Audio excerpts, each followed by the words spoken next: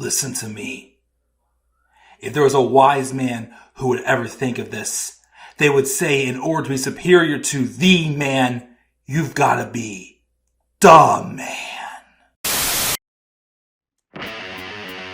For I am the man himself.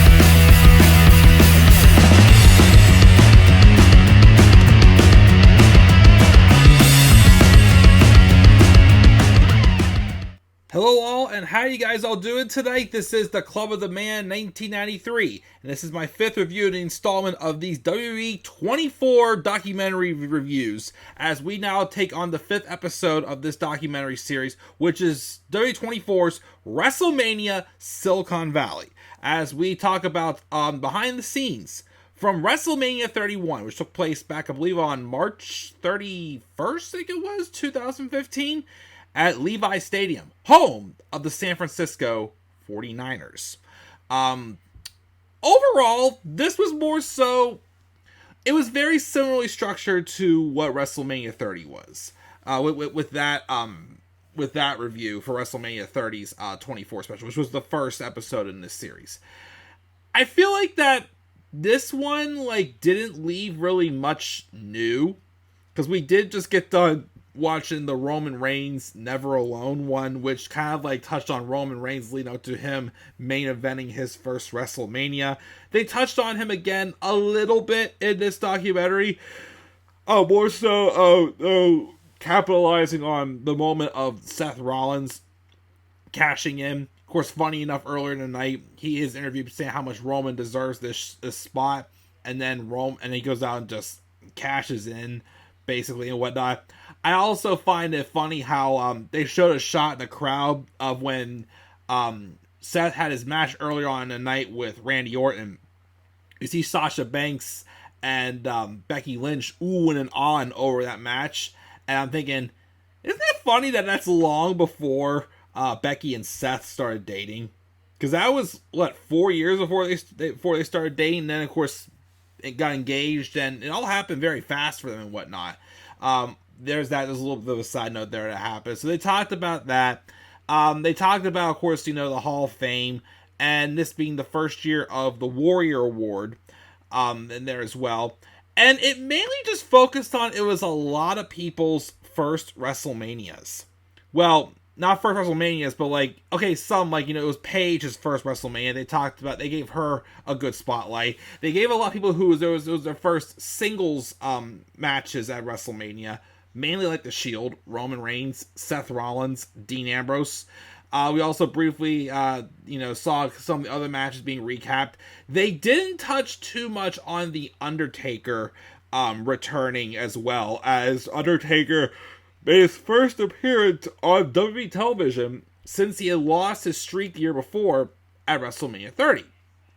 So, not a ton really to talk about from this episode. I'm also surprised they didn't they kind of skimmed over when The Rock and Ronda Rousey confronted Triple H and Stephanie McMahon. I'm surprised they didn't go a little more in depth for that one as well. That was kind of surprising and a little bit disappointing. But we'll get into it. We'll talk about it. Again, it took place at Levi Stadium. The main event was Roman Reigns and Brock Lesnar for the World Heavyweight Championship. It was the first one-on-one match Roman Reigns had in his career for the WWE World Heavyweight Championship. We already got touched on that story. I'm going to touch on it again. What I forgot to mention in that documentary, he mentioned here as well, was the fact that he found it very fitting that his first world title match ends up being in the 49ers stadium, because he always was a diehard 49ers fan. I forgot to mention that when we did the Roman Reigns Never Alone documentary as well. We had that in there. They did talk about, of course, the Hall of Fame ceremony, and of course, I like how Nikki Bella described it as kind of like prom night in WWE. Basically, they all get all dressed up and just like celebrate some of the best. The Hall of Fame class that year had some people I recognize, not too many though. Macho Man Randy Savage was the headliner. Unfortunately, though, he was not there because he had passed away. Again, it's this thing where WWE just always tends to get these Hall of Famers in after they're gone. Yes, I know. Didn't he have like a fling with Stephanie McMahon? I think it was, but yeah, someone who should have been more honored when he was alive for this. Rikishi was also inducted this year as well. Alundra Blaze as well, which she had the famous line where she brought the title back that she had thrown away into her speech as well. And a few people I'm not too familiar with: Larry Zbyszko, Tatsumi Fuinami as well. Of course, there is Kevin Nash. We all know Big Daddy Cool Diesel. Kevin Nash was inducted as well as a single star. He was later on inducted a few years later when the NWO got inducted.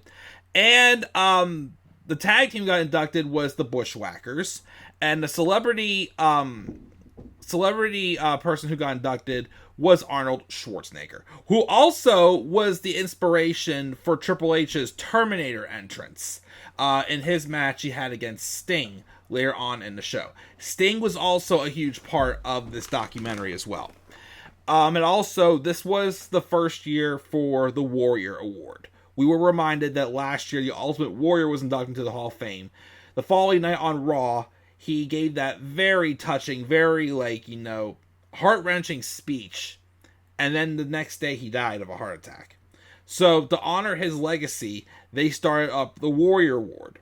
And it's fitting that someone else who passed away at the same time, just 2 weeks after Warrior died, was Connor. We talked about him also at WrestleMania 30.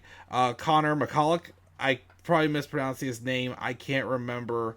How to pronounce his last name, but he was the first recipient of the Warrior Award. His father, Steve, and his brother Jackson were there to accept the award and made a speech in honor of his son / brother. Again, the very fitting first person to win that Warrior Award, which gets presented every year by Dana Warrior. And also Daniel Bryan presented it as well. As of course, Connor was definitely a huge Daniel Bryan fan. Again, like I said in WrestleMania 31, I can't take away from a kid like that, because I always say I'm probably the biggest Daniel Bryan fan out there, because I keep saying if it wasn't for Daniel Bryan, I would not be watching wrestling. But I gotta give respect to the kid there. Rest in peace, Connor, for sure. So they touched on that for a little bit. Then they just touched on the prepping for WrestleMania. I think they said it took 2 weeks. I think it was to build the set, and it was also 5 days to tear it down or something like that. I thought I heard him say, "Yikes." Takes a long time. They did show them practicing Triple H's entrance. Vince critiqued it a few times, what it seemed like what that happened. Like I said before, it was inspired by Arnold Schwarzenegger, who again was inducted as a Celebrity Hall of Famer. As far as the matches go, they didn't really touch on in depth on too many. They didn't touch on the pre-show. They did show, some highlights from the ladder match and Daniel Bryan win the Intercontinental Championship for the first time in his career, making him a Grand Slam champion. That was obviously just a consolation prize, kind of like an apology to the fans of what they did at the Royal Rumble to him. And I don't know. They gave him that segment, I remember, backstage later on, which they didn't show it here, where he had that segment with all those former Intercontinental Champions. But to me, it's the damage was still done. You only did that just to kiss our asses. Very obviously done. Of course, like I said before, they did show the Randy Orton and Seth Rollins matches. Seth Rollins, of course, they were emphasized that this was his first WrestleMania as a single star. He had a great match against Randy Orton, and of course, they showed that replay of that freaking RKO where Rollins went for the curb stomp.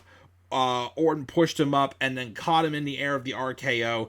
And again, from backstage interviews and whatnot, which wasn't talked about in this documentary, but that was the first time they had actually cleanly hit that RKO. Because they practiced it beforehand in rehearsals and it just was not working. They almost cut it. But then Randy goes, you know what? Let's just try it and see it happens. And if it works, it'll be awesome.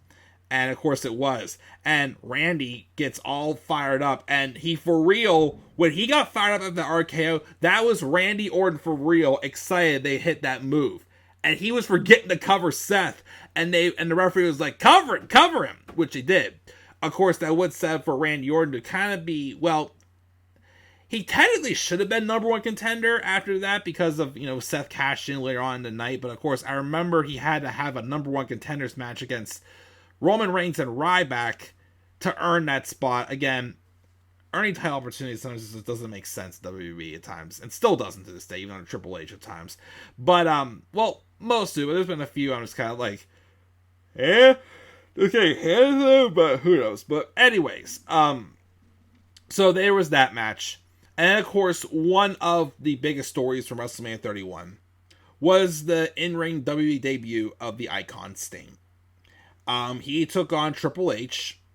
I know a lot of people would have rather have had him fight The Undertaker. That probably would have happened at WrestleMania 32 if Sting did not get hurt against Seth at Night of Champions later on in the year and suffered that back injury. That was unfortunately his last of his 3 matches in WWE, because he had the one at WrestleMania. He also wrestled on, I think, the go-home show before Night of Champions of Raw, and then he wrestled Seth at Night of Champions, where he suffered that buckle bomb. When he got into the back, his back got injured, getting smacked into the corner.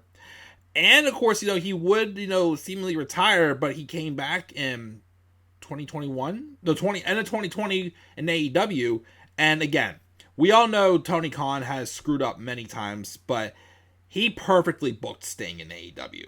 That was, of course, the satisfying run I definitely needed to see the Icon, as I didn't see the Icon Sting growing up.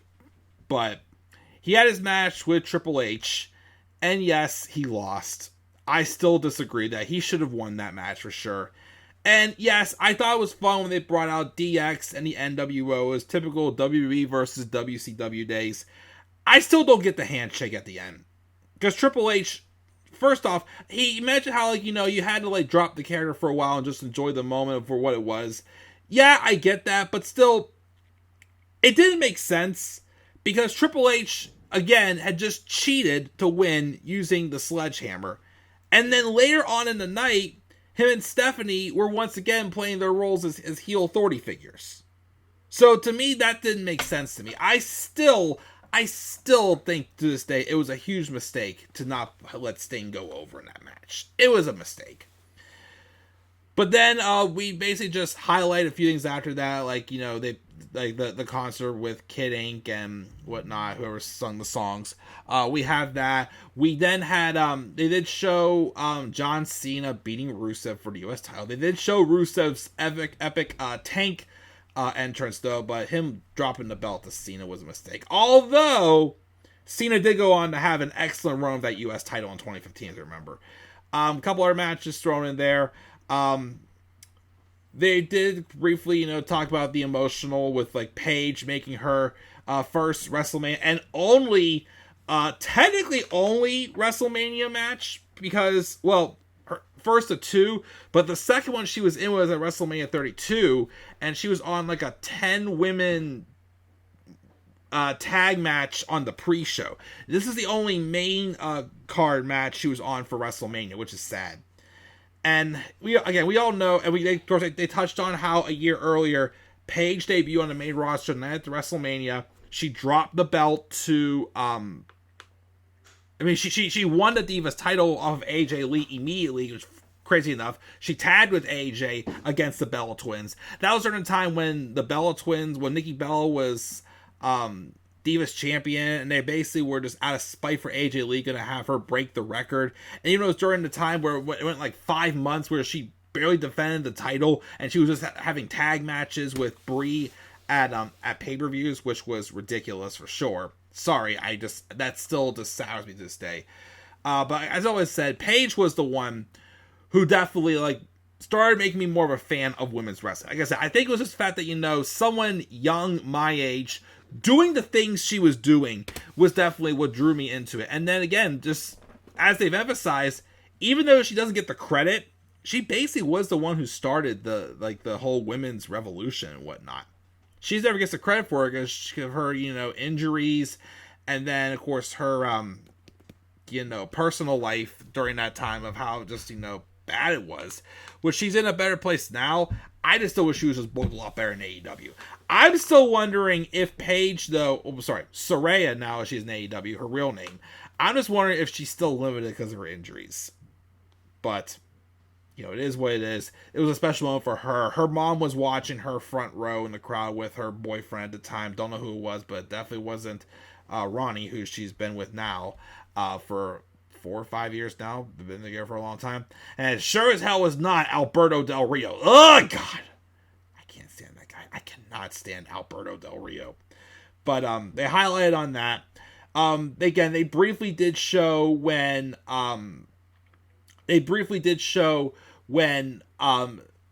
Triple H and Stephanie McMahon had that segment with The Rock and Ronda Rousey, but they didn't really go into full details on it. I don't think they should have, especially that was a very pivotal moment in the show, so that was a little disappointing there.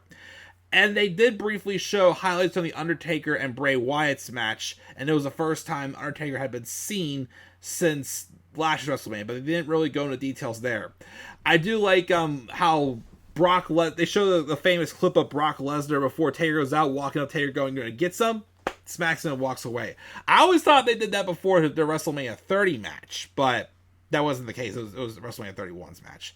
And then they touched on, again, the main event. Well, during, of course, the Taker match, they're showing Roman, prepare, and, him having to leave earlier to get to where he needs to make his entrance, as he was still doing the Shield entrance at the time.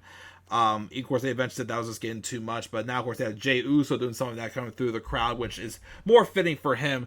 Roman, again, by himself, though, coming through the crowd just wasn't meant for him. He had to drop the whole Shield ghetto and whatnot. They still hadn't done so at the time. We've already talked about, again, how, of course, he just wasn't ready to actually be the guy at the time. And, Seth Rollins, of course, would cash in on him and Brock during their match.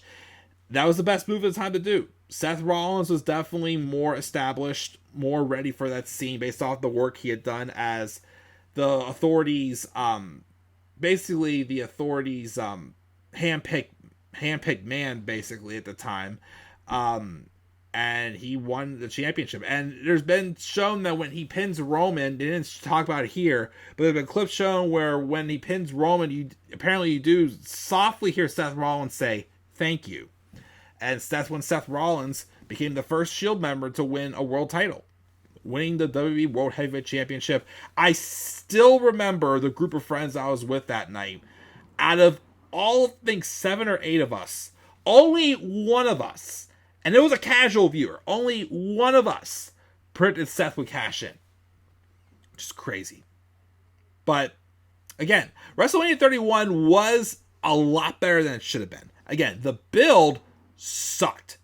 But it ended up being a very strong WrestleMania. I think I gave it like a B+ for a grade. It was a really good show. I enjoyed it, like I said. Still wish they would have had Sting win his match. But we had a lot of fun things. We had the Intercontinental Championship ladder match. It was awesome. We did have, even on the pre-show, we had the moment where Damien Mizdow, remember him? Turned on the Miz. He should have won that Battle Royal, but they gave it to the Big Show. Whatever. We had that. We had that awesome RKO. Seeing Sting wrestle was awesome as well, too, despite him losing. Again, despite the fact that John Cena did beat Rusev for the U.S. title, that Tank entrance is still awesome. Paige getting her debuting match. I feel like I'm missing a couple of matches. I can't remember. Again, Brock and Ronda confronting Triple H and Stephanie McMahon. Taker and Bray Wyatt. And then, of course, the main event, which, again, I still say, even if Seth didn't cash in, that was still a good main event. Out of all the millions of matches Brock and Roman had, that was probably their second best match. Their best one, for sure, is definitely the Last Man Standing match at SummerSlam 2022. Which better be the last match they ever have. Please. But that's my review of WWE 24 WrestleMania Silicon Valley. Next one we do is going to be interesting for me.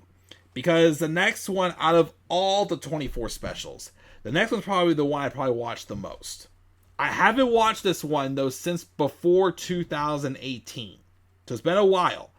And I used to get emotional watching this one.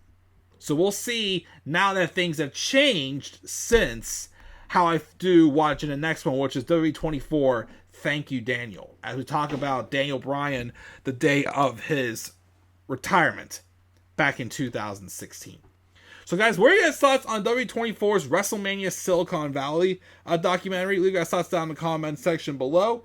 And be sure also, as always, to slap a like on the video and subscribe for more content on my channel. Follow me on Twitter as well, at The Club with the Man 93. You can also follow me on TikTok and Instagram at The Club with the Man 1993. And until then, guys, I'm checking out, and I'll catch you guys all later. Have a great rest of your night, and do not forget, in order to be superior to the man, you gotta be the man. And for I am the man himself. And that is not just an opinion, my friends.